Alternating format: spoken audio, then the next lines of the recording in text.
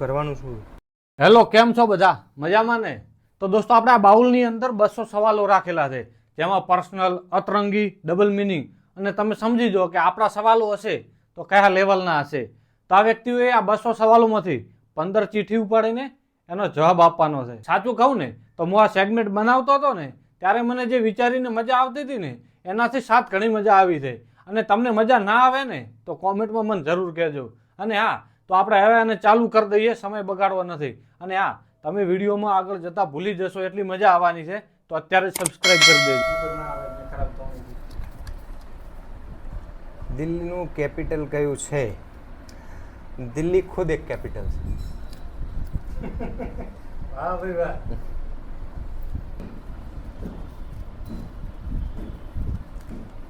જીવવાનો પહેલો ફોન શું યાદો જોડાયેલી છે? તમારા જીવનનો પહેલો ફોન તમારા હાથમાં ક્યારે આવ્યો ને એની સાથે શું યાદો જોડાયેલી છે? કેટલા વર્ષ પહેલા તમારી જોડે ફોન હતો? 19 વર્ષ પહેલા.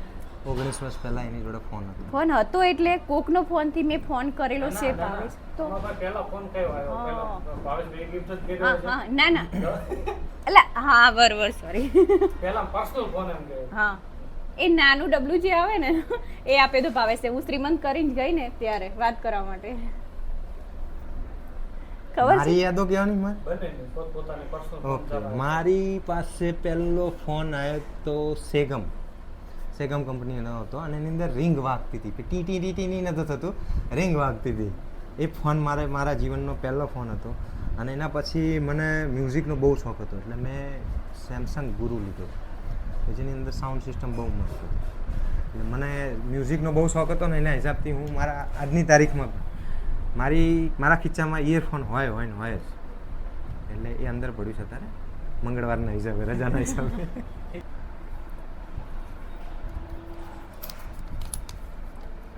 કોઈને લવ લેટર આપ્યો છે? નહીં. નેવર. કોઈને ને કોઈએ મતલબ તમે કોઈ- એમને કોઈ એકબીજાને આપ્યો નથી? ના નેવર. તો પછી તમે મેં નહીં Never. એમને નહીં આપ્યો. હું હોસ્ટેલમાં જીવેલો માણસ છું. અમારા લઠ્ઠા જતા ન કરે હોસ્ટેલમાં. અને એ આખા ઘરમાં રહેતી હતી. એના બાપા હોય આજુબાજુ. તમારી જોડે જાદુઈ પાવર હોય તો તમે સૌથી પહેલા શું બદલો? એવું કઈ હોય જ નહીં. જાદુઈ પાવર હોય હોય જ તો નહીં. શું બદલો એમ કે? મારું મગજ પહેલા તો મારી પણ ઈચ્છા એ જ છે કે એને જે યાદ નથી રહેતું ને એ બદલી દો. એ યાદ રહેતું થઈ જાય. બસ બહુ બધું યાદ ના રહેવું જોઈએ કે ગ્રજ છે કે કોઈ ખરાબ વસ્તુઓ છે એ નહીં, પણ જે મારે વિડીયો બનાવતી વખતે જે તકલીફ થાય છે ને એ સોલ્વ થઈ જવી જોઈએ. મગજ સુધારવાનું. મગજ સુધરે. ના, યાદ શક્તિ સુધારવાની. આમ એ ફાયદાકારક છે કે યાદ ના રહે, બહુ સારું છે કે જે માણસ અને 5મી મિનિટે હોઈ જાય છે બહુ આરામ, સુખી માણસ તમે એ. એનાથી તમે હા, એનાથી હું. શું સુઈ જાય એટલે શાંતિ. તમારો મારો વારો. ધોરણ 10માં કેટલા ટકા હતા તમારે? 49. 77.78. હું પરાણે પાસ થયેલી છું. કારણ કે ભણવામાં કોઈ ઇન્ટરેસ્ટ નહોતો અને મમ્મી ને લોકો ભણાવીએ નહીં, એમને કામ કરતા હતા એ લોકો કરે એટલે પણ હવે હું શીખવાડું છું ને. તો હવે કશું નહીં, એનો અર્થ કઈ થતો નહીં, એવું થાય. ઇન્ટરેસ્ટ નહીં રહ્યો હવે. નહીં તો તમે તમારી ખુદની ઓળખાણ બીજાની નામની આપી ખરી? તમે ધારો કે હું તમે ભાવેશની વાઇફ છું એવી રીતે. ના, એવી રીતે નહીં. ધારો કે ક્યાંક ભરાઈ ગયા છો અને તમે પકાઉ પારુલ નથી અથવા તો બીજું કોઈ વ્યક્તિ છો, થર્ડ પર્સન છો, એવી રીતે ક્યારેય ઓળખાણ આપી છે ખરી? નહીં, મારે એવી જરૂર નહીં પડી ક્યાંય ઓળખાણ આપવાની જરૂર નહીં હા, પડી. મેં સ્કૂલમાં બહુ આપેલી છે. ભાઈબંધોની હાજરી પુરાય. હા, ભાઈબંધોની હાજરી બહુ પુરાઈ છે.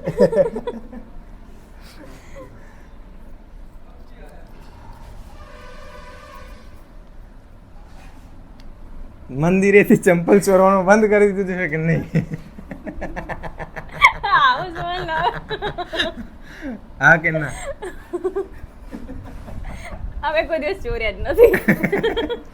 એકચ્યુઅલમાં હું વર્ષમાં એક જ વખત મંદિર જાઉં છું એટલે મારે ક્યારેય મેળ આવ્યો નથી. હું તો મારા ચપ્પલ જો પડ્યા રહ્યા હોય ને, અલા કોઈ લઈ ગયું હોય ને તો હું ખુલ્લા પગે આવું, પણ કોઈના ચપ્પલ ના લાવું. મારા નામે બોલો, મને ભાષણ મને આપવાનું કહે છે, પોતે ભાષણ હાલલ કરે, પછી ટૂંકમાં પતાવવાનું. ના ના વેરી નહીં. બોલવાનો મોકો જ નથી આપતા. સુપર હીરો સુપર હીરો બનવા મળે તો બનશો, કયો હીરો સુપર હીરો બનશો અને કેમ? મતલબ કે શક્તિમાન છે, હલ્ક છે, નહીં હું એક હીરો નહીં ઓલું કરતી, બરાબર? સુપર વુમન છે, તમારો ભાવેશ છે ને હીરો, મારે કોઈ હીરોની જરૂર નથી. સુપર હીરો છે. હું પોતે હીરો બનવા મળે તો હનુમેન બનવા ચાહીશ, કે જે એના રામની સેવા કરતો હોય. મારે પડવાની. તમારો પસંદીદા લેખક કોણ છે? અશ્વિની ભટ્ટ.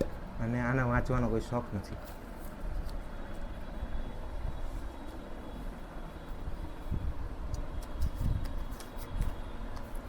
ગમતી વ્યક્તિ માટે રડ્યા છો? શ્યોર. પાકું.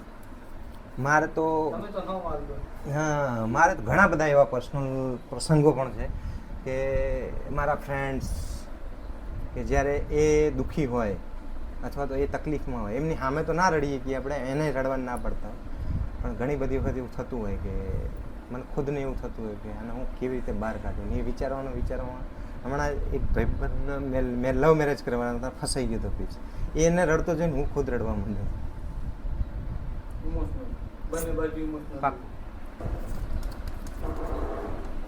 હા, તમારા એકબીજાના બૂટનો નંબર શું છે? એનો 6 છે. મારો બૂટનો 7. નંબર 7 ના, બૂટનો ને મેં ચપ્પલનો ખબર છે. મારા ચંપલનો નંબર 7 હશે. મારા તો 8 પણ થાય છે ને 9 પણ થાય છે. ખાધો નહીં નહીતર ખબર પડી જાય. અમે ભાભીનો સંપલ કરીને નીકળી પડો. એના મેં ખાધા છે, એના મેં ખાધેલા છે. તમને શું લાગે છે છોકરીઓની બુદ્ધિ સાચે જ ક્યાં હોય છે? ક્યાં હોય? ક્યાં હોય? તમે શું કહેવા માંગો? એનો જવાબ તારે આપવાનો છે, મારે આપવાનો છે. બુદ્ધિ મગજમાં જ હોય. મગજથી જ ચાલે બધું. પછી મને ખબર મને તું બહુ વિચારીશ નહીં ના કે ઘૂંટણ દુખશે તને. ખબર જ. તમે આવું જ કહેશો એટલે મેં મગજમાં બોલી. ઘૂંટણનો દુખાવો બહુ ના થાય પણ મારે એટલે જ મગજ નહીં દુખતું. એ તો પાણીની વાત આવે બસ. તને મજા આવવા માંડી લાગે. ઇન્સ્ટાગ્રામમાં બકવાસ ક્રિએટર એક પણ નહીં. કારણ કે જે પણ વ્યક્તિ જે પણ કરી રહ્યો છે એની પાછળ એના પૂરા એફર્ટ હોય છે. એ નેગેટિવ પબ્લિસિટી લઈ રહ્યો છે તો એના માટે પણ મહેનત કરી રહ્યો છે, પોઝિટિવ કરી રહ્યો છે તો એના માટે પણ મહેનત કરી રહ્યો છે. કોઈ ક્રિએટરને બોગસ અથવા બકવાસ અથવા ખરાબ કહેવાનો, કારણ કે મારી ઓકાત પણ નથી એટલી કે હું એને ખરાબ કહી દઉં અને કોઈની મહેનતને અવગણું એવો પણ નથી હું. મતલબ તમે ખાલી ઘરે કલર નથી કરતા, બહારે કરી નહીં એવું નથી, પણ એક વસ્તુ સમજો કે મને જે ક્રિએટર ધારો કે મારી નજરમાં એ મને ગમતો નથી, પણ એ ખરેખર એ બહુ મહેનત કરતો હોય છે. કોઈ પણ કન્ટેન્ટ ઊભું કરવું અથવા તો જાહેરમાં ક્યાંય ઊભું રહીને કંઈ વસ્તુ બોલવી આ છે તે છે, એ બહુ અઘરી વસ્તુઓ હોય છે. આપણને ધારો કે જોનારાને એવું લાગે કે આ કેવું કરી રહ્યા છે આ છે તે છે, પણ એના માટે એક જીગરો જોવો. કોઈ પણ વસ્તુ કરવા માટે આ ધારો કે તમે MBM શો લઈને બેઠા છો તો એની પાછળ ઘણી બધી તમારી થોટ પ્રોસેસ હોય છે. કયા સવાલ પૂછીશ, ક્યાં જઈશ, ક્યારે જઈશ, એ વ્યક્તિ મને ક્યારે સમય આપશે. અને સવાલ પૂછતી વખતે પણ ઘણી બધી વખત એવું થતું હોય કે કોન્ટ્રોવર્શિયલ કોઈ સવાલ પૂછાઈ ગયો હોય. તમે એન્ટરટેનમેન્ટ મળે એના માટે કરતા હોય, પણ ક્યારેક તમે પણ ફસાઈ ચૂક્યા છો આની અંદર. એટલે તમને પણ ખબર હશે કે લોકો તમને પણ જોતા હશે ખરાબ ક્રિએટર તરીકે. મને પણ લોકો કહે છે કે બૈરાના હાથનું માર ખાય છે આ છે તે છે, પણ અમે લોકોને હસાવવા માટે જ કરી રહ્યા છીએ. તો ક્યારેક કોઈકની નજરમાં હું પણ ખરાબ હોઈ શકું. તો બધાના જેટલા પણ ઓપિનિયન છે, જેટલી પણ પોતાની દ્રષ્ટિકોણ છે એની રિસ્પેક્ટ કરવી જરૂરી હવે આ સવાલ કટ કરવા માંગે ને. એ કહેતા હતા ને કે શોર્ટમાં પતાય. નહીં. આને એ સવાલ એવો હતો ને એટલે મેં એને જવાબ આપ્યો. કારણ કે એનું શું વસ્તુ છે, કારણ કે દરેકની દરેક વસ્તુ, આ ધારો કે ગુજ્જુ લવ ગુરુ કોઈને જોવાથી નથી ગમે એવો માણસ છે, ના ના એટલો ખરાબ નથી ભાઈ. પણ એ જે દાઢી મોઢું એ બધી વસ્તુ જોવામાં ખરાબ લાગી શકે, પણ બાકી વ્યક્તિ બહુ મસ્ત. હવે રેડી કર્યું તમે, હવે કટ ન થાય. કેવો વાંધો નહીં. ઓકે લાસ્ટ એક ઉપાડી દો. હાય તમારો પસંદીદા શો કયો છે અને કેમ? ટીવીનો કે છે? ટીવી છેલ્લા 8 વર્ષથી જોઈ નથી. મને ટીવી નથી છે. કયો show? અનુપમા હમ. દરેક સ્ત્રીનો હું પસંદીદા શો હું અત્યારે હમણાંથી એક જ અનુપમા. સિરિયલ જોઉં, બહુ વધારે પડતી નહીં સિરિયલો જોવાની. જીવન આમ મગજ ખાય નહીં. સાચું કહેજો, મજા આવી કે નહીં? મજા આવી હોય ને તો કોમેન્ટ કરી દેજો. અને આ તમારા મનમાં એવા સવાલ આવે કે આવા પૂછવા જોઈએ તો કોમેન્ટમાં અથવા ઇન્સ્ટાગ્રામની અંદર ધયમવીએમમાં ડાયરેક્ટ મેસેજ કરી દેજો. આપણે 200ની અંદર એ તમારા સવાલો એડ કરીને વધુ સવાલો બનાવીશું અને વધુ મજા લઈશું. લોકો સાથે આપણે એન્ટરટેનમેન્ટ કરીશું. અને તમારા મૂકેલા સવાલ જો મજા આવી જશે ને તો સવાલની નીચે તમારું આઈડી મેન્શન કરવામાં આવશે કે આ મજેદાર સવાલ આ ભાઈએ પૂછ્યો છે કે આ બેને પૂછ્યો છે. તો આ વિડીયોને શેર કરી દેજો અને સબસ્ક્રાઇબ કરવાનું ભૂલતા નહીં. ઇન્સ્ટાગ્રામની અંદર મેસેજ કરો કે ના કરો, ફોલો કરી નાખજો ધયમવીએમ. લવ યુ દોસ્તો. જય શ્રી રામ, જય હિન્દ.